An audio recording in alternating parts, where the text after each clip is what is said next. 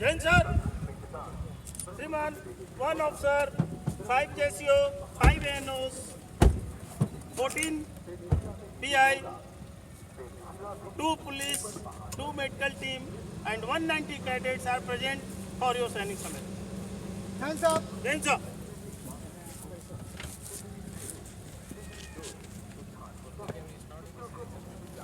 No sir. First we will go for guard this thing. जय श्रीमान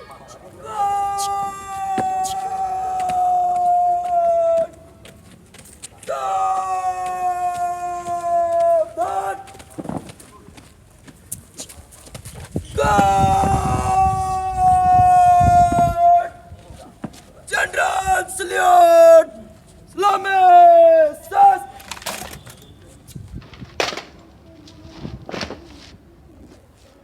God. Bajo. Sas.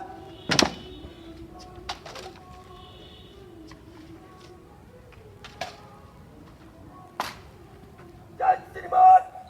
6 battalion. NCC. Water guard. God. आपके निरीक्षण के लिए अजनब. जय श्रीमान.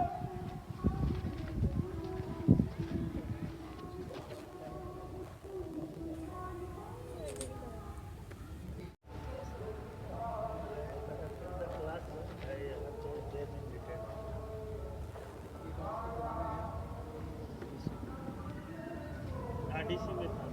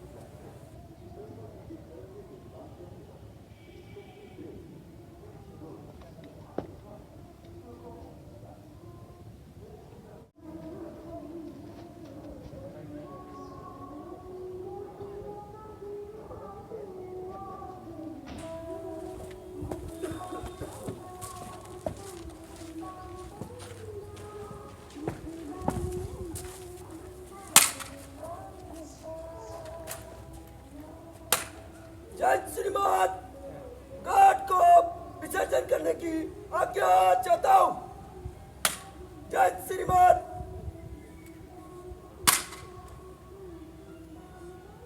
गार्ड. बगल सस.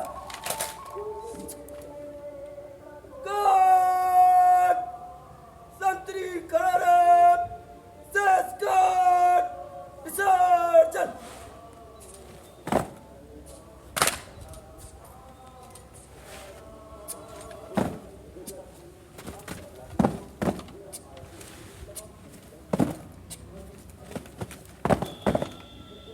God, Patriots!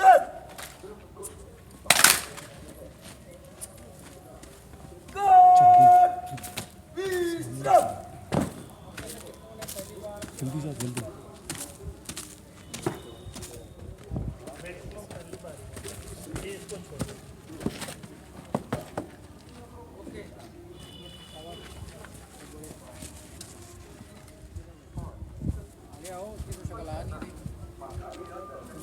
इधर आ जाइए सॉरी सर.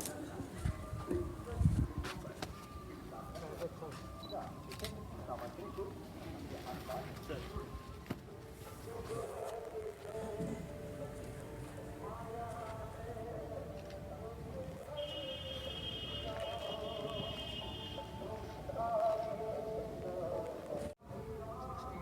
17.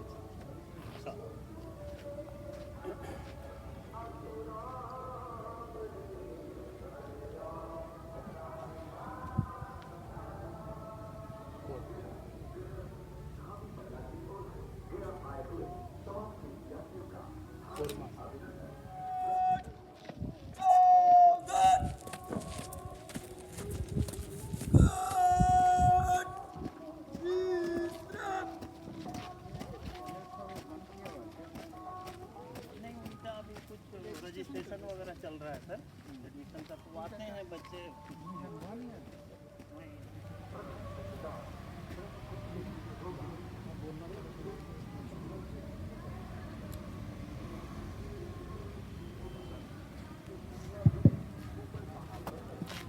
जय हिंद। हम उसमें से आराम से हो जाइए। आप में से ज़्यादातर लोग शायद मेरे को पहचानते हो, तब भी जो पहली बार मेरे को देख रहे हैं उनके लिए मैं अपना इंट्रोडक्शन देता हूँ। मैं हूँ ब्रिगेडियर नीतीश पेट, ग्रुप कमांडर एनसीसी ग्रुप गया। आप लोग को ध्यान होगा कि एनसीसी ग्रुप गया जो है ये बिहार के जो दक्षिण और दक्षिण पश्चिम का इलाका जो है, यूपी बॉर्डर के साथ और झारखंड बॉर्डर के साथ का इलाका, इसमें एनसीसी की जो गतिविधियां हैं इसके लिए ये जिम्मेवार है। मेरी आवाज़ सबको आ रही है? और इस ग्रुप के अंदर हमारे पास टोटल 7 मेजर बटालियन हैं, जिसमें से एक जिस बटालियन के हिस्सा हैं 6 बिहार बटालियन वो है। दूसरा आपकी और 6 बटालियन हैं और एक माइनर यूनिट भी है जो कि हमारा सैनिक स्कूल नालंदा में है, जो उसमें एनसीसी चलता है, वो भी इस ग्रुप की जिम्मेवारी में आता है। तो आप लोग को जो मौका मिला है एनसीसी ज्वाइन करने का और अपना एक व्यक्तित्व को बढ़ोतरी करने का, अपने आप को आने वाले आगे ज़िंदगी में जो चैलेंजेस हैं आपके, उसके लिए तैयार करने का, मैं मानता हूँ कि ये मौका सब जो स्टूडेंट्स हैं उनको नहीं मिल पाता है। जब शुरू में आप लोग ने इनरोलमेंट में भर्ती जब हुई होगी एनसीसी में आपके कॉलेजेस या स्कूल में, तो उस वक्त आपने देखा होगा कि कई लोग आए आगे बढ़कर कि हमें भी एनसीसी ज्वाइन करना है, लेकिन उनको मौका नहीं लगा। अब इसके बावजूद कि मौका सबको नहीं मिलता है और कुछ लोग को ही मौका मिलता है एनसीसी में आने का, जब हमारी जो गतिविधियां होती हैं, एक्टिविटीज़ होती हैं, चाहे वो आपके इंस्टीट्यूशनल ट्रेनिंग हो, इंस्टीट्यूशनल ट्रेनिंग का मतलब जो आपके स्कूल कॉलेजेस में आपकी क्लासेस चलती हैं एनसीसी की, जो आपके एएनओज हैं या सीटीओज हैं या हमारे पीआई स्टाफ जो आते हैं, एनसीओ जेसीओ, आपकी जो एक्टिविटीज़ चलाते हैं, कोई सेंट्रल एक्टिविटीज़ हो गई जैसे कि कैंप्स, ये एक एनुअल ट्रेनिंग कैंप चल रहा है आपका, और कैंप्स जो चलते हैं, इसमें ये बड़ी दुख की बात है कि जिनको मौका मिला है एनसीसी ज्वाइन करने का, वो इन गतिविधियों में पूरे मन से हिस्सा नहीं लेते। इनको लगता है कि बस एक बार एनसीसी पे नाम चढ़ा दिया तो काम हो गया हमारा, बस अपने आप एनसीसी का हमको सर्टिफिकेट मिल जाएगा। ये एक गलत सोच है और उसी का कारण है कि आज जो हम यहाँ आपके इस कैंप में बैठे हैं, जहाँ पर उम्मीद थी कि 450 से 500 के बीच बच्चे आएंगे, यहाँ पे 200 की नफरी भी पूरी नहीं हुई। और यानी कि जिन बच्चों ने एनसीसी ज्वाइन किया वो सिर्फ टाइम पास चाह रहे थे कि भाई किसी चीज़ में अपना नाम चढ़ा दो, टाइम पास हो जाए, निकल जाएगा टाइम। तो ये देखकर बहुत दुख होता है कि जो मौका आप लोग को मिला एनसीसी में आने का, और जिन लोगों ने दूसरों को नहीं आने दिया और खुद एनसीसी में दाखिल हो गए और आज वो कैंप अटेंड नहीं कर रहे हैं, उनने क्या किया है? उनने सिर्फ अपना वक्त नहीं गंवाया है, उनने दूसरों का जो मौका था वो भी ले लिया। दूसरों को अगर मौका मिलता तब एनसीसी में एनरोल करने का, तो वो भी कैंप आते, उनको अपनी जो एनसीसी से सिखलाई मिलती है उससे अपने आप को फ़ायदा वो पहुंचाते, और आगे जाके जो आपको सर्टिफिकेट्स मिलते हैं, उस सर्टिफिकेट्स का जो आप लोग को अलग अलग नौकरी करने में जो सहूलियतें मिलती हैं उसका वो फ़ायदा उठाते। अब ये कैडेट्स जिनने ये कैंप मिस किया है, ना तो इनको सर्टिफिकेट मिल पाएगा कि क्योंकि ये एग्ज़ाम में नहीं बैठ पाएंगे और ना ही कुछ फ़ायदा उठा पाएंगे एनसीसी का। तो कितना गलत एक उनने कार्रवाई की है। मैं चाहता हूं कि आप लोग एनसीसी के नुमाइंदे हैं और आप लोग जानते हैं आपके स्कूल कॉलेजेस में कौन है ऐसे कैडेट्स जिन्होंने एनसीसी की ऐसी एक्टिविटीज़ से मतलब नाम चढ़ाकर फिर उसके बाद गायब हो गए। तो ये आप लोग को उन लोग को बताना चाहिए, मैसेज देना चाहिए कि ये आप लोग का वहाँ पे एक बहुत गलत आप लोग ने नमूना लिया और अच्छी तरह नहीं इसको माना गया है। और जैसे मैंने कहा, आप लोग दोषी हैं दूसरों की जो अपॉर्चुनिटी है, दूसरे का जो मौका है उसको छीनने के लिए।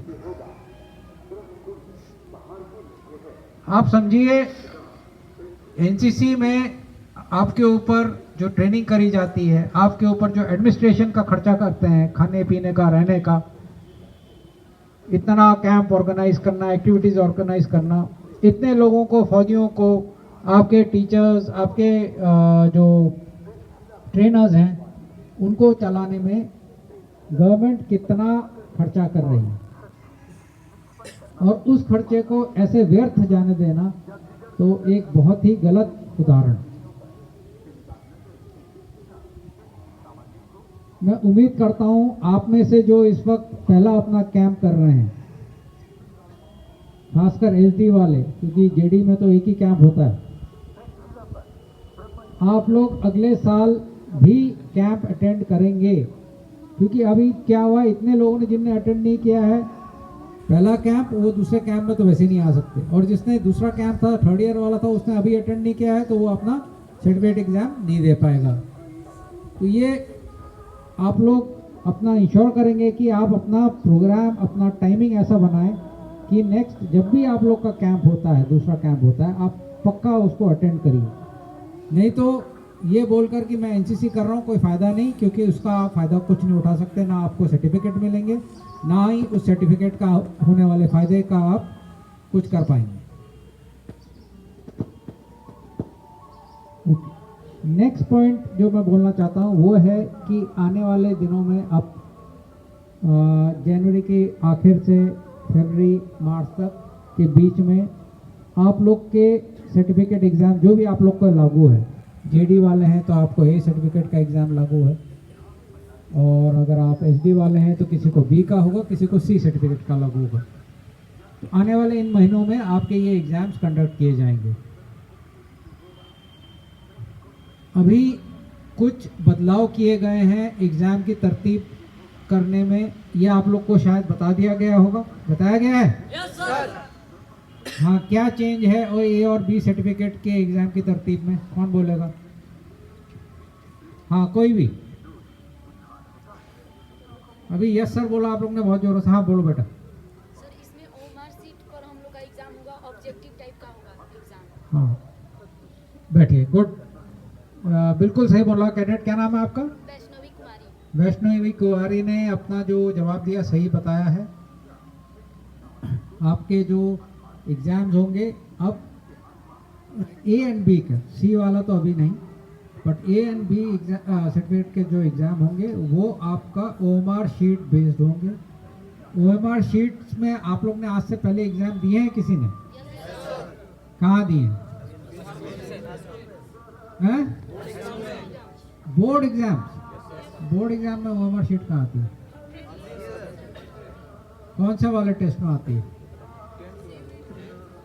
बोर्ड में 9-10 दोनों में होता है ओएमआर शीट है 50% ओएमआर शीट है। गुड, बढ़िया, यानी कि आप लोग को ओएमआर शीट की प्रैक्टिस है।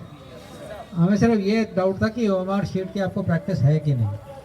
अगर आप लोग ने अपना बोर्ड एग्जाम में दे रखा है, अगर नहीं दिया है किसी बच्चे ने और वो चाहता है कि उसको दिखाया जाए कि ओएमआर कैसा है, शीट कैसी होती है और उसको अटेम्प्ट कैसे क्या करना है, तो ये आप लोग ने यहाँ ये प्रैक्टिस लेनी चाहिए।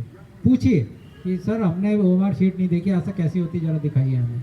ऑनलाइन भी जाती है, वो पता चल जाएगा आपको क्या चीज़ है उसको। और ये ऑब्जेक्टिव टाइप आपको क्वेश्चन आएंगे जिस पे कि आपके पास सवाल होगा और उसके 4 ऑप्शंस होंगे, उसमें से आपने जो सही ऑप्शन है उसको सेलेक्ट करके ओएमआर शीट में मार्क करना है, समझ रहे हैं। और वो तरतीब होती है, ये नहीं कि जितने गोले बने सब में चढ़ा दिया। वो आपका जो रीडर होता है जो चेक होगा तो आपका वो गलत हो जाएगा आंसर। तो कोई ये नहीं समझे कि ओएमआर शीट में है तो मैं उसको पूरे के पूरों को मार्क कर दूं तो उसमें भी काउंट हो जाता, नहीं, वो आपका गलत हो जाता है। तो आपको तरतीब बताई जाएगी कि भैया सिर्फ बॉल पॉइंट पेन यूज़ करिए, काले का रंग का यूज़ करिए, और एक जगह जो सही आपको लगता है उसको मार्क करिए, नहीं तो कहीं और करेंगे तो वो काउंट नहीं होगा। आप बाद में खड़े होके बोलेंगे सर मेरे से एक गलती हो गई, मैं काट के दूसरा कर दूं, तो वो नहीं होगा, समझ रहे हैं। तो इसलिए आप लोग को थोड़ा अपने आप को प्रिपेयर करना पड़ेगा ये ऑब्जेक्टिव टाइप क्वेश्चन आंसर्स को टैकल करने के लिए। एनसीसी में कोई खास ऐसी पढ़ाई नहीं है जहां पर आप लोग को कोई रफ पेपर की जरूरत पड़े, या कहीं है जरूरत, ठीक है। तो ये तो जो आप लोग अपनी पढ़ाई कर रहे हैं और अपने को समझ रहे हैं, रिटेन कर रहे हैं अपने दिमाग में, वही चीज को आपने वहाँ प्रोड्यूस कर देना। तो क्लियर होना चाहिए आपको कि मैं अटेम्प्ट करते हुए जब जो भी चीज़ मार्किंग कर रहा हूँ या कर रही हूँ, मेरे को एक मौका लगेगा सही जगह मार्क लगाने का, उसको दोबारा काट के कर पाऊंगा ऐसे नहीं होगा, समझ रहे हैं। तो ये थोड़ा आप लोग को क्लियर होना चाहिए। और ऑब्जेक्टिव टाइप क्वेश्चन पेपर है, आमतौर पे टाइम की आप लोग को परेशानी नहीं होगी, टाइम आप लोग के पास एडिक्वेट होगा, तो सोच समझ के उसको अटेम्प्ट करिए, समझ रहे हैं। ओके, जो सी सर्टिफिकेट एग्जाम है इस साल के लिए, सी सर्टिफिकेट की तरतीब जो पुरानी चली आ रही है उसी हिसाब से कंडक्ट किया जाएगा। जैसे पहले क्वेश्चन पेपर और आंसर शीट मिलती थी, आपको लिखना पड़ते थे आंसर्स, वही किया जाएगा। लेकिन आने साल में मतलब 2024-25 का जो एग्ज़ाम होंगे उसमें सी सर्टिफिकेट भी ओएमआर बेस्ड बन जाएंगे, ठीक है। तो इस साल जो सेकेंड ईयर का देंगे मतलब बी सर्टिफिकेट एग्ज़ाम देंगे, अगले साल जब वो सी सर्टिफिकेट देना आएंगे तो उनको ओएमआर बेस्ड क्वेश्चन पेपर ही मिलेगा। अगला इशू है आप लोग का जो एनसीसी में आए हैं। तो जब आप लोग ने एनसीसी ज्वाइन की, कोई आप लोग अपने मकसद समझ के या कोई एम बनाकर आप लोग ने ज्वाइन की, या फिर स्कूल कॉलेज में धक्का मारा कि नहीं भाई तुम एनसीसी ज्वाइन करो? आप अपनी खुशी से आए हैं एनसीसी में सब? अगर आप लोग अपनी खुशी से एनसीसी में आए हैं तो कृपया करके इस मौके का, मैंने पहले भी बोला, आप पूरा फायदा उठाइए। आप लोग को एनसीसी के में आने के बाद मौका मिलता है कुछ नया सीखने का। जो आपकी एकेडमिक सिखलाई है वो तो एक साइड है ही, आपके जो अपने स्कूल कॉलेज की सिखलाई वो एक साइड है, वो आपकी पढ़ाई जारी है। लेकिन उसके अलावा जब आप एनसीसी में आ रहे हैं, आप एक ऐसे ऑर्गेनाइजेशन से जुड़ रहे हैं जो कि दुनिया में सबसे बड़ा यूथ का एक यूनिफॉर्म्ड ऑर्गेनाइजेशन है। मतलब जो आप यूनिफॉर्म लगाते हैं, इतना बड़ा ऑर्गेनाइजेशन दुनिया में कहीं नहीं है जिसमें यूथ कौन हुए? आप लोग, देश के जो नौजवान हैं, ठीक है। तो इतना बड़ा यूनिफॉर्म्ड ऑर्गेनाइजेशन दुनिया में कहीं नहीं है, ये आप लोग उसको ज्वाइन करते हैं। और इस ऑर्गेनाइजेशन का मकसद मेन ये है कि देश का जो नागरिक, ये जवान नागरिक है, आप जो हैं नौजवान, इनको थोड़ा सा एक एक्सपोजर दिया जाए कि फौज और फौजी की ज़िंदगी क्या है। क्योंकि आप लोग ने खुद महसूस किया होगा या देखा होगा कि फौजी का रहन सहन चलन थोड़े बाकी लोगों से, जैसे आमतौर से हम अपने घर में रहते हैं उनसे हटके होता कि नहीं? ये माना जाता है कि फौजी का डिसिप्लिन बेहतर है, फौजी का फिजिकल फिटनेस बेहतर है, फौजी का जो जिम्मेवारी का अपना सोच है, कैसे वो जिम्मेवारी लेता है, रिस्पॉन्सिबिलिटी लेना सीखता है, वो औरों से ज़्यादा है, कॉन्फिडेंस लेवल उसका ज़्यादा है। तो इसी चीज़ का एक्सपोजर देना, ताकि आप ये नहीं कि सिर्फ फौज में आए और फौजी बन जाए, नहीं, इसलिए ताकि ये चीज़ आप सीखकर एक बेहतर नागरिक बन सकें। अपने लिए भी फायदा करें, अपने परिवार के लिए फायदा करें और आपके आसपास की जो आपकी सोसाइटी है, आपके जो समाज है, उसको फायदा करें। किस तरीके से? छोटे छोटे चीज़ों में पहल कर सही चीज कर मतलब जो सही तरतीब है, सही डिसिप्लिन है, उसको अपना कर। आप लोग सोशल वर्क करते हैं as part of your college life, अब जो SSCD एक्टिविटीज करते हैं एनसीसी में, करते हैं ना? ये भी आप क्या कर रहे हैं? अपनी सोसाइटी की तरफ आप अपना दायित्व पूरा कर रहे हैं। आप फौज में अगर यहाँ एनसीसी में आके सीखते हैं भाई टाइम से उठो, टाइम से कसर अपना वर्जिश करो, टाइम से कार्रवाई करनी चाहिए, तो आप अपने आप को फायदा पहुंचा रहे हैं। आप इंश्योर कर रहे हैं कि भाई आपके आसपास जो लोग हैं वो भी आपको देखकर प्रेरित हो और कुछ अच्छा सीखें। ठीक है, ये आप अपनी सामाजिक जो दायित्व है साथ साथ वो भी पूरा कर रहे हैं जब आप अपने आप को सही रख रहे हैं। तो एनसीसी में आके मैं जब भी कैडेट से बात करता हूँ, अभी गार्ड में भी बात कर रहा था, तो ज़्यादातर लोग बोलते हैं हमको सर्विसेज में, मतलब फौज में आना है, आर्म फोर्सेज में आना है, तब हम एनसीसी में आ रहे हैं। ऐसा कोई ज़रूरी नहीं है कि अगर आपको फौज में आना है तभी आप एनसीसी में आए, नहीं। आप अपने आप को बेहतर करना चाहते हैं, आप अपने आप को ज़्यादा कॉन्फिडेंट बनाना चाहते हैं, कुछ नया सीखकर, कुछ नया एक्सपीरियंस लेकर नए दोस्त बनाना चाहते हैं, नई ट्रेडिशन, कस्टम्स, लैंग्वेज सीखना चाहते हैं, आप एनसीसी में आइए और इस चीज़ का फ़ायदा लीजिए। आप में से कितने हैं जिन्होंने कोई सेंट्रल कैंप किया है? कोई है इधर? कोई भी सेंट्रल कैंप किया हुआ? कोई भी नहीं है? ट्रैकिंग कैंप किया हो, SNIC किया हो? हाँ, तो ये सेंट्रल कैंप ही तो हुए। हाँ, बैठो। कौन सा कैंप किया आपने? कहाँ पर? रानी बाग, उत्तराखंड में। आपने कौन सा किया बेटा?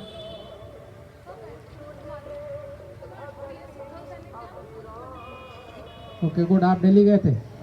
गुड, शाबाश। और कोई? हाँ बेटा, क्या किया आप? मैंने थल सैनिक कैंप। आप भी थल सैनिक कैंप किया आपने, फायरिंग में, न्यू दिल्ली में। Okay, good. आपने भी किया था? हाँ, आप भी गए थे, मैंने देखा आपको। ALC, advance leadership camp. Okay, good, ठीक है, शाबाश। सो देखिए, ये जितने कैडेट्स हैं इनको मौका मिला है और ये जाके इन लोग ने ऐसे सेंट्रल कैंप में हिस्सा लिया। इनको जो एक्सपीरियंस मिला होगा ऐसे सेंट्रल कैंप में जाके, उनने वहाँ पे क्या देखा? एक तो कोई नई जगह देखी, नए लोगों से मिले, पूरी देश के बच्चे आते हैं वहाँ, ठीक है, और आपने नए कुछ एक्सपीरियंस लिए होंगे। अगर ट्रैकिंग करने गए हो तो भैया क्या ट्रैकिंग होती है, कैसे करते हैं। आप PSC कैंप में गए, कॉम्पिटिशन्स कैसे लड़ना है, कैसे तैयार करना है अपने आप को उसके लिए, ठीक है। एडवांस लीडरशिप कैंप करके आए हैं, लीडरशिप का क्या मकसद है, क्या आप लोग को उसमें सीखना। तो ये जो मौके आपको एनसीसी दे रही है, हो सकता है कि बहुत सारे बच्चों को ये मौका ना मिले, लेकिन जब आप इस टाइप का अपना एनुअल ट्रेनिंग कैंप करना है तब भी उसी एक्सपीरियंस का एक छोटा सा हिस्सा आप भी ले रहे हो। अलग अलग कॉलेजेस, स्कूल से आए हैं, अलग अलग घरों से आए हैं आप लोग। कई ऐसे होंगे जो घर से पहली बार निकल के बाहर आए, सही बात है? Yes sir. बहुत सारे ऐसे होंगे जिन्होंने कभी ये 10 दिन 12 दिन अपने घर से छोड़ के कभी नहीं रहे होंगे कोई, है ना? ये भी एक आपके लिए एक्सपीरियंस है भैया कि देखो ऐसे बाहर निकलते हैं, ऐसे ग्रुप में अगर हमको रहना है तो कैसे रहना है, कैसे अपने आप को हेल्थ बना के रखनी है, और लोगों से मिलजुल के कैसे रहना है, तो ये आप लोग सीख रहे हो। तो हर एक चीज़ एक लर्निंग एक्सपीरियंस है आपके। तो इस चीज़ का आपको हो सकता है इमीडिएटली समझ में ना आ रहा हो कि इससे हमें क्या फ़ायदा हो रहा है, लेकिन आने दिन में जब आप देखोगे कि हाँ यार ये कुछ चीज़ें हैं, ये तो मैं कर सकता हूँ, इससे पहले मेरे पास इतना कॉन्फिडेंस नहीं था ये करने का, लेकिन आज है, क्यों है? फिर आप सोचोगे हाँ यार ये कैंप में जब मैं गया था तब मैंने ये चीज़ें सीखी हैं कुछ, जिससे मेरा अपना कॉन्फिडेंस बढ़ा है। मैं लोगों से बहुत ज़्यादा आसानी से अब बातचीत कर सकता हूँ, विचार विमर्श कर सकता हूँ, अपने विचार दे सकता हूँ, उनकी ले सकता हूँ, समझ सकता हूँ दूसरों की बात। ठीक है, तो ये आप लोग को एक्सपोजर मिल रहा है। ये आपको आज नहीं समझ में आएगा, लेकिन कुछ समय बाद ज़रूर आपको ये अपना उसका रिजल्ट दिखेगा। तो इन टाइम का अपना फ़ायदा उठाइए, इंटरेस्ट लीजिए, कैंप में आते हैं। आप लोग ने अभी मौका है, अपनी जो तैयारी करेंगे आप लोग सर्टिफिकेट एग्ज़ाम्स की, उसका रिवीजन यहाँ करिए। किसी को ये नहीं समझना चाहिए कि भाई सर्टिफिकेट एग्ज़ाम है आराम से पास हो जाएगा, ऐसे नहीं होता है। आप लोग को पता होना चाहिए कि सी सर्टिफिकेट का रिज़ल्ट बहुत पुअर रहे हैं हमारे कुछ पिछले सालों से। 22-25% से ऊपर नहीं जाता पास परसेंटेज, जो कि शायद जो बहुत बड़े बड़े एग्ज़ाम कॉम्पिटिटिव एग्ज़ाम होते हैं उनसे भी ख़राब है। और उसका कारण यही है, लोग सोचते हैं कि यार अरे एनसीसी है चलो हो जाएगा। और अगर आप वो सी सर्टिफिकेट 3 साल ट्रेनिंग करने के बाद नहीं ले पाते हैं क्योंकि आप एग्ज़ाम नहीं क्लियर कर पाए, तो आपने अपना टाइम का बहुत बड़ा वेस्ट किया है। क्योंकि वो सी सर्टिफिकेट आपको ज़िंदगी में फ़ायदा देगा आगे कभी ना कभी, ये आपको रियलाइज़ करना चाहिए। तो उसकी तैयारी भी करिए उसके लिए। तो ये चीज़ मैं कुछ आपके सामने रखना चाहता था।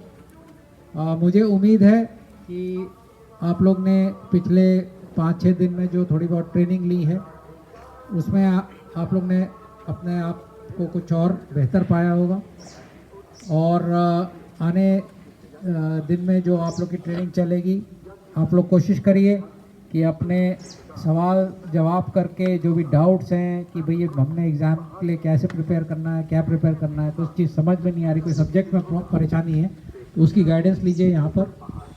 उसके अलावा जो यहाँ पर एक साथ बैठ के एकजुट होकर आप लोग कैंप कर रहे हैं, अन्य कार्रवाई कर रहे हैं, उस एक्सपीरियंस का भी एक अच्छा आप लोग को यादगार रहना चाहिए। मैंने बोला शुरू में इससे पहले कि आप लोग जब एनसीसी में आए तो कुछ ना कुछ मकसद लेके आए होंगे, कुछ समझ के आए होंगे। उस लक्ष्य को मत भूलिए और अपने लक्ष्य के लिए सिर्फ सोचना कि मैं ये करना चाहता हूँ काफ़ी नहीं है, उसके लिए मेहनत भी करनी पड़ती है, उसके लिए कोशिश करनी पड़ती है। तो वो कोशिश के लिए मेहनत है ज़रूरी, लगन ज़रूरी है, वो बरकरार रखिए, आपको नतीजा ज़रूर मिलेगा। बहुत आसान हो जाता है अगर नतीजा नहीं मिलता है दूसरे को ब्लेम करना कि यार मेरा को इस वजह से मौका ठीक नहीं लगा या मैं तैयारी नहीं कर पाया, ये वह बहाना बना लिया। बहाना आप बनाने सबसे आसान है, ज़रूरी ज़्यादा ये है कि अपने आप को सोचिए कि क्या मैंने अपना पूरा उस चीज़ में जोर लगाया कि नहीं। उस चीज़ के लिए मैंने एक ख्वाब तो बना लिया मैंने करना है, लेकिन क्या मैंने उस ख्वाब को पूरा करने के लिए जो मेरी मेहनत थी वो कंप्लीट की कि नहीं। आप देखेंगे कि आम तौर में कमी हम में होती है अगर हम कुछ अचीव नहीं करते, ना कि दूसरे का वजह से कुछ हम अचीव नहीं कर पाते। आप अपनी सच्ची मेहनत करेंगे, सच्चे लगन से काम करेंगे, कोई शक नहीं है मुझे, जो भी आप अचीव करना चाहते हैं आप ज़रूर अचीव करें।